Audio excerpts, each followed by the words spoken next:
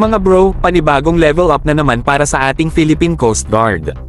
Recently, sinabi ng Philippine Coast Guard Aviation Command na nakatanggap sila ng 4 na units ng AeroVironment RQ-20 Puma unmanned aircraft systems mula sa US.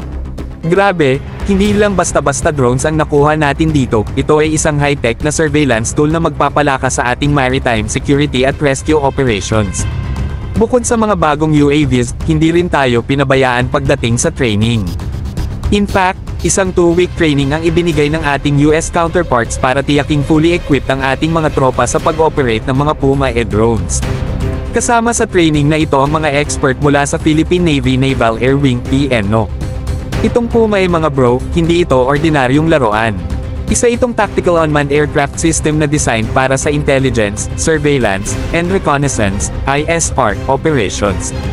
Ibig sabihin, kayang-kaya nitong magbigay ng real-time data kahit nasa kalagitnaan tayo ng karagatan. Gamit ang mga drones na ito, mas magiging efficient ang pagbabantay natin sa West Philippine Sea at sa iba pang critical areas ng ating maritime domain. Alam nyo mga bro, napaka-importante ng ganitong klaseng teknolohiya lalo na't may mga pagkakataon na hindi laging kayang sakupin ng mga barko o eroplano ang bawat sulok ng ating mga teritoryo. With these UAVs, mas madali na ang magpatrolya, mag-respond sa mga emergency, at mag-monitor ng mga illegal activities sa ating karagatan. Isa pa, malaking tulong ito sa search and rescue operations, lalo na sa mga panahon ng sakuna. Tuloy-tuloy lang ang suporta ng US sa atin, at malaking bagay na tinuturuan nila tayo ng mga cutting-edge technologies na hindi lang magagamit sa depensa, kundi pati na rin sa humanitarian missions.